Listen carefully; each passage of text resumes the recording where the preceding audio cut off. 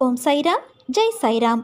என் அன்பின் பிரியமே, நாளை மிகப்பெரிய மங்கள செய்தி ஒன்று உன்னை தேடி வரும். நான் உன்னை கைவிட்டு விட்டேன் என்று நீ நினைத்தாயல்லவா?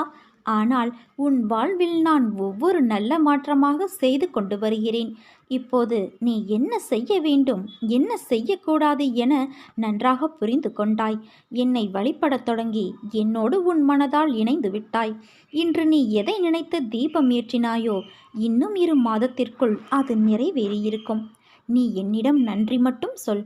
உன் பிரார்த்தனைகளை நான் நிறைவேற்றி தருகிறேன். உனக்கு ராஜ வாழ்க்கை கிடைக்க உள்ளது குழந்தையே. என் வாக்கு உன் வாழ்க்கையில் நிச்சயம் பலிக்கும். உன்னை தேடி பல அதிர்ஷ்டங்கள் வர காத்திருக்கிறது. பயன்படுத்திக்கொள். உனக்கு துணையாக நான் என்றுமே இருப்பேன். இதுதானா வாழ்க்கை என்பதை 2 கோணங்களில் பார்வையிடு. உன்னிடம் உள்ள எதிர்மறை எண்ணங்களாகட்டும், செயலாகட்டும், அவற்றை செய்து நீ எதை பெறப்போகிறாய்? நம் உயிரே நிரந்தரமில்லாத இந்த வாழ்க்கையில் எதிர்மறை, இன்னல்கள், தோல்வி, அவமானம், இந்த போராட்டம் எல்லாவற்றையும் தாண்டி உன் இலக்கில் நீ நிற்பது என்பது எப்படி இருக்கும் என்று யோசித்துப்பார். கோபமோ, கவலையோ, வருத்தமோ, பகையோ, விரோதமோ இவற்றிற்கு பதிலாக உன்னை மேம்படுத்து. உனக்குள்ளே உன் மனதில் நிறுத்திய தெய்வமாக நான் இருக்கின்றேன். பிறகு எப்படி உனக்கு தவறான வழியை தருவேன்? ஒரு பக்கம் இது செய்யலாம் என்று தோன்றும், இன்னொரு பக்கம் இதை செய்தால் நிம்மதி இருக்காது என்று தோன்றும். மனிதனுடைய இயல்பான புத்தியின் நிலை நிம்மதி பற்றி யோசிக்காது. இதை ஆராய்ந்து பார்க்கத்தான் யோசிக்கும். அவற்றால் நாம் இழப்பது என்னவோ நிம்மதியைத்தான்.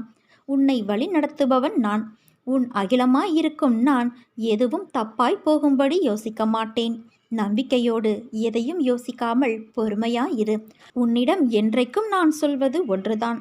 எவ்வளவு பெரிய துன்பங்களாயிருந்தாலும் அதை நொடிப்பொழுதில் நான் அகற்றி விடுவேன். உன்னை விட்டு நான் விலகுவதும் இல்லை, உன்னை விலகி போகும்படி நான் செய்வதும் இல்லை. உனக்கு அம்மாவாகவும் அப்பாவாகவும் நான் எப்போதும் உனக்கு துணை இருந்து கொண்டே இருப்பேன். நீ நினைத்த காரியம் நடக்கவில்லை அல்லது கிடைக்கவில்லை என்றாலோ சோர்ந்து விடாதே. காரணமில்லாமல் இங்கு எதுவும் தள்ளிப்போகாது. இன்று நடக்கவில்லை என்றாலும் நிச்சயம் விரைவில் நடக்கும்.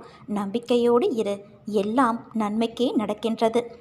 எண்ணி 36 மணி நேரத்தில் உன் வீட்டில் மகிழ்ச்சி தரும் மங்கள செய்தி நிச்சயம் நடந்தேறும். ஒருவன் என் நாமத்தை அன்போடு உச்சரிப்பானாகில் நான் அவனுடைய ஆசைகளை பூர்த்தி செய்து அவனுடைய பக்தியை அதிகப்படுத்துவேன்.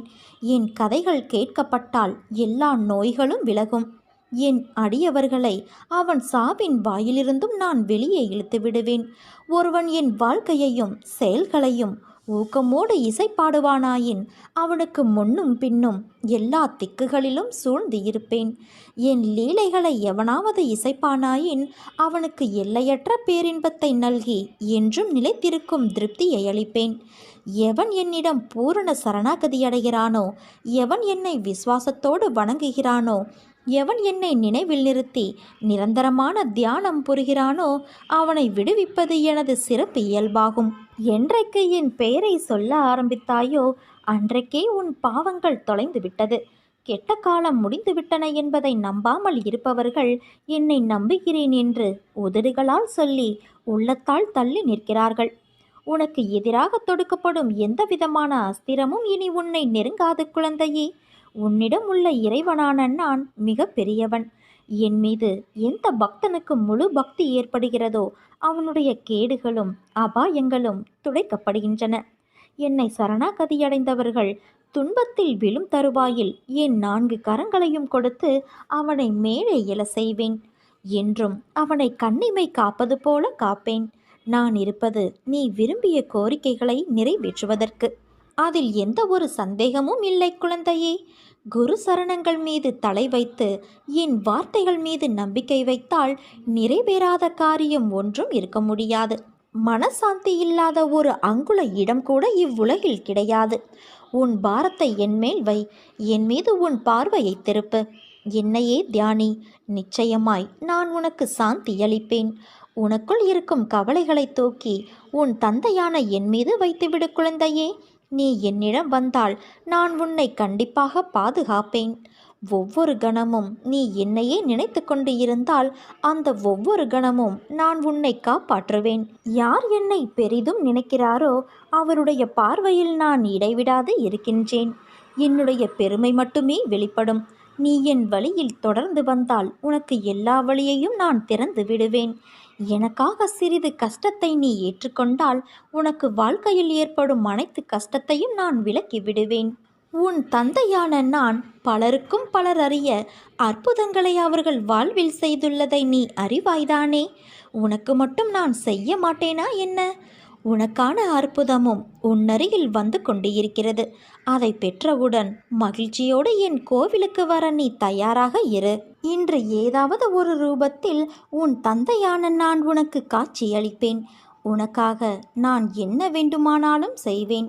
உனக்கு எப்போது இந்த உலகத்தை பற்றியும் உன்னை சுற்றி இருக்கும் சக மனிதர்களை பற்றியும் புரிய போகிறது? ஏன் எல்லோரிடத்திலும் பாசத்தை வைத்து உன்னை நீயே இன்று வெறுக்கின்ற அளவுக்கு போகிறாய்? சிறு விஷயத்தை கூட பெரிதாக யோசித்து உன் நிம்மதி என்னும் கதவிற்கு நீயே பூட்டை போட்டு தாளிட்டு கொண்டு எனக்கு ஒரு புதிதாக காலம் பிறக்காதா என்று ஏங்கி நிற்கும் உன்னை பார்த்து உன் அப்பா நான் மனம் புண்ணாகி போயுள்ளேன். உனக்கு வெளியில் இருக்கும் கஷ்டங்களை காட்டிலும் உன் மனதில் நீ யோசிக்கும் எண்ணங்கள், அதன் வெளிப்பாடாய் நீ மற்றவர்களிடம் பேசும் வார்த்தை, நீ எப்படி இருக்க வேண்டுமோ அப்படி உனக்கான வாழ்க்கை என்னும் பாதை திசை திரும்புகிறது என்று ஆதங்கத்தில் செய்வது அறியாது சக்தி இல்லாமல் தளர்ந்து காணப்படுகிறாய். அதை பார்க்கையில் உன் தந்தையான நான் துடித்து போகின்றேன். உன் கண்ணில் கண்ணீரை பார்க்கும் நேரமெல்லாம் என் கண்ணில் தாரை தாரையாய் கண்ணீர் வருகின்றது. மற்றவர்களிடம் எதையும் எதிர்பார்க்காதே. அதுதான் உன்னை இந்த அளவிற்கு தள்ளி இருக்கிறது. மற்றவர்களிடம் பேசு, ஆனால் அவர்களிடம் உன் அன்பை வெளிக்காட்டாதே. அப்படி அவர்களுக்காக ஏங்குகிறாய், கிடைக்காத அன்பை எதிர்பார்க்கிறாய் என்றால் அந்த நிமிடம் நீ விலகி செல். ஏனென்றால் அடுத்த நிமிடம் உன் அன்பிற்கு அங்கு மதிப்பு இருக்காது.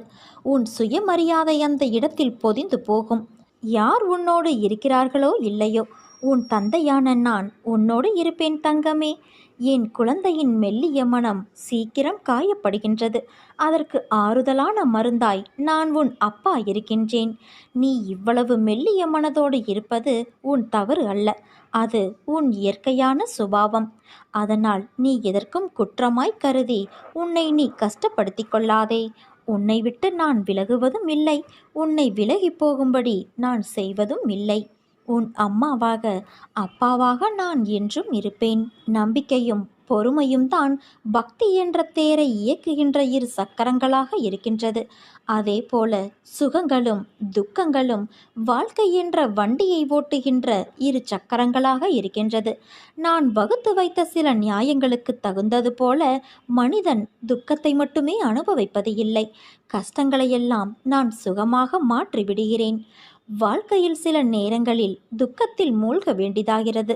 நீ செய்கின்ற கர்ம வினைகள்தான் உன் வாழ்க்கையில் சந்திக்கின்ற எல்லா விதமான சுகங்களுக்கும் துக்கங்களுக்கும் காரணமாக அமைகின்றது. கர்ம வினை எதுவோ அது இங்கு பலனாக மாறுகிறது. பிரச்சனைகள் மனதை அழுத்தும் நேரத்தில் தடுமாற்றமே இல்லாமல் என் நாமத்தை சொல்லி ஆராதிப்பவர்களே என் பக்தர்கள். அவர்களுக்கு என் ஆசீர்வாதங்களையும் கருணையையும் பொழிந்து அவர்களை நான் எப்படியும் காப்பாற்றி விடுவேன். நீ நம்பிக்கையோடு இரு, நல்லதே நடக்கும். நீ எடுத்த முடிவில் நீ உறுதியாக இரு என் குழந்தையே. யாராவது உன்னை வந்து குழப்புவார்கள், ஆனால் நீ அதை கேட்டு குழம்ப வேண்டாம். நீ எடுத்த முடிவின்படி நீ அந்த வழியிலேயே செல். உனக்கு துணையாக நான் இருப்பேன். பின்னால் வரும் காலகட்டங்களை நினைத்து வருந்தாதே. உனக்குள் இருக்கும் பக்தியும் நம்பிக்கையும் உன்னை ஒருபோதும் கைவிடாது. எல்லா காலகட்டத்திலும் நான் உன்னோடு இருப்பதால் உனக்கு எதுவும் நேராது. அஞ்சாமல் உன் முடிவை சரியாக செயல்படுத்தி உன் வாழ்வை மகிழ்ச்சியான வழியில் கொண்டு செல். உன் நிமிடங்களை நான் பார்த்து கொண்டே இருக்கிறேன். உன் கஷ்டங்களை நான் உணர்கிறேன். நீ உன் மனதில் வைத்து புழுங்கி அதை நினைத்து நீ கதறும்போது என் மனம் துடிக்கின்ற துடிப்பானது எப்படியென்று வார்த்தைகளால் சொல்ல முடியாது.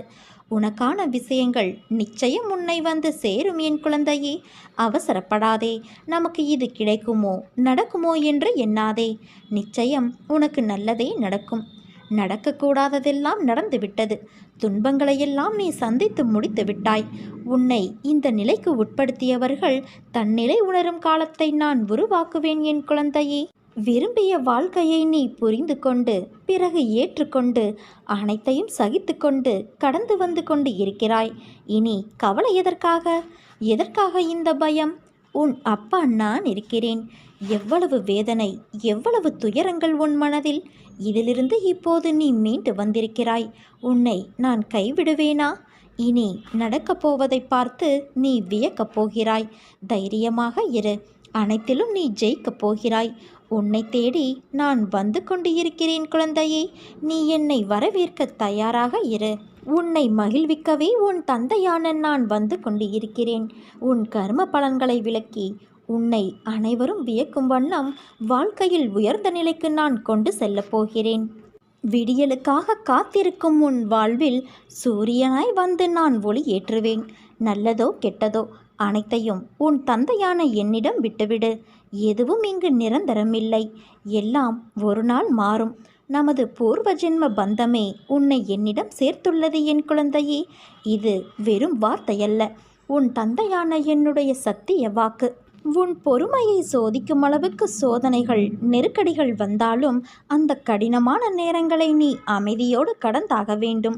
உனக்கு பக்கபலமாக நான் இருக்கிறேன் என்பதை நீ மறவாதே.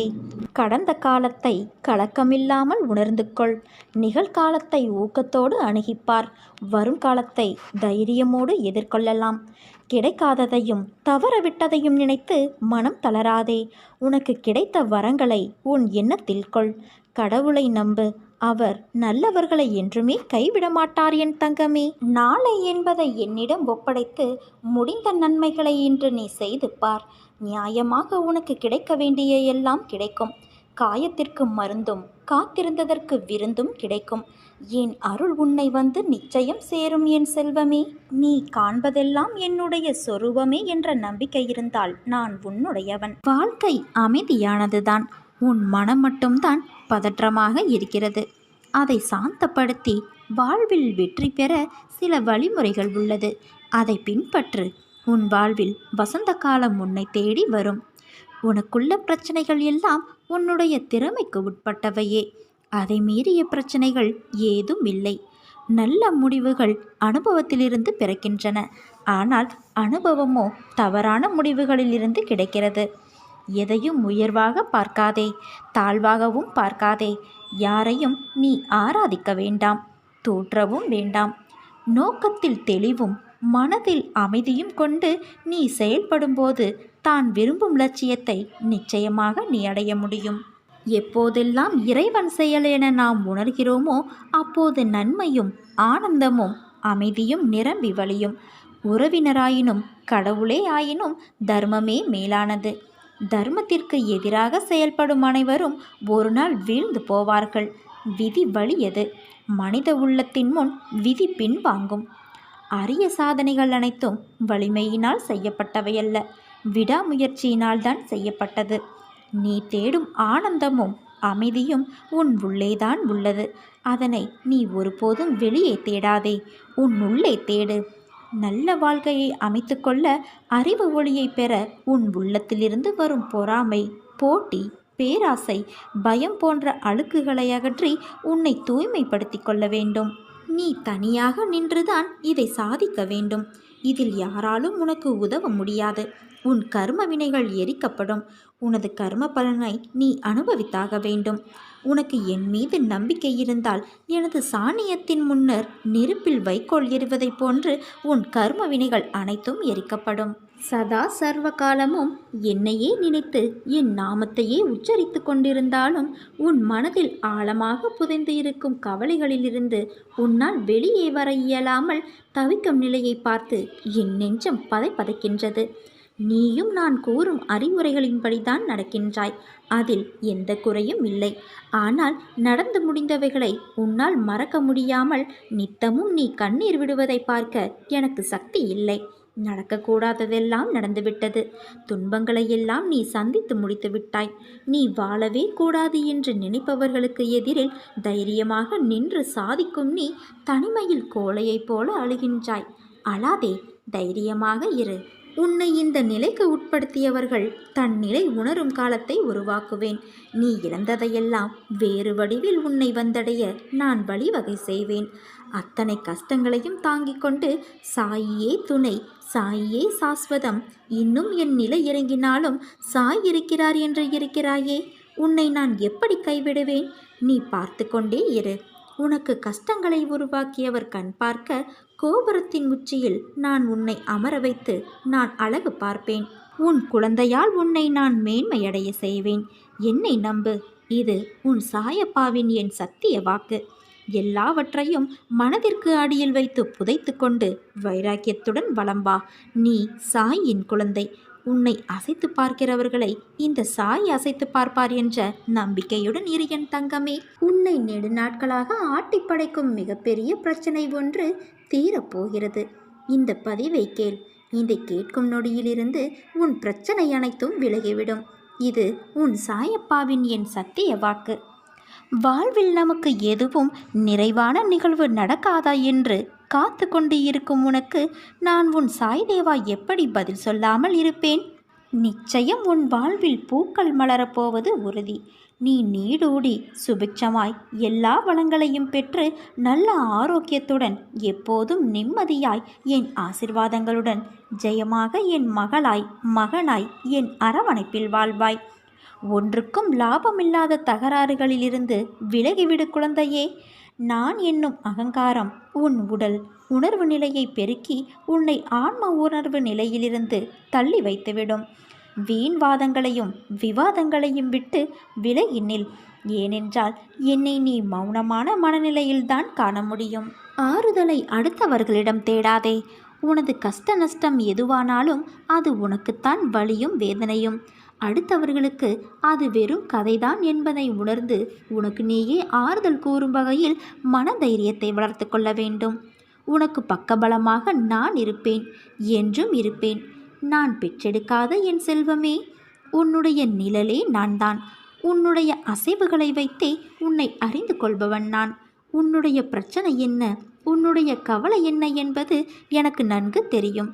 எதை பற்றியும் கலங்காதே. உன்னுடைய வெற்றிக்கு வழி அமைத்து நான் தருவேன். என்னிடம் வர உனக்கு ஏன் தயக்கம்?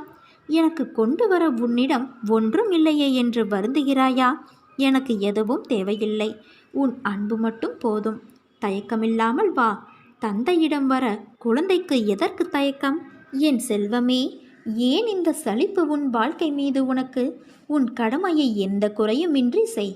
உன் நல்ல செயலுக்கும் உன் நல்ல எண்ணங்களுக்கும் தக்க பலனை அடைவாய். என் குழந்தையின் உண்மை குணம் நான் அறிவேன். உன்னை பிறர் முழுமையாக புரிந்து கொள்ளும் காலம் கூடிய விரைவில் வரும் என் தங்கமே. நீ அவமானப்பட்டது மனம் பக்குவமடைவதற்காக. இனி எந்த கெடுதலும் உன்னை நான் நெருங்க விடமாட்டேன். நன்மைகளும் வெற்றிகளும் உன்னை தேடி வரும் என் செல்வமே.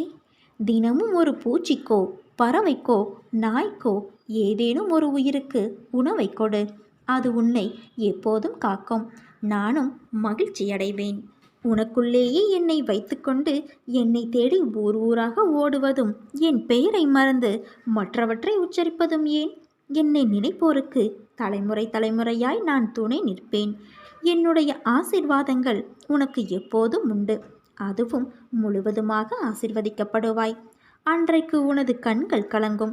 அப்பா, நான் வேண்டியதையெல்லாம் தந்து விடுகிறாயே என்ற ஆனந்தத்தில்.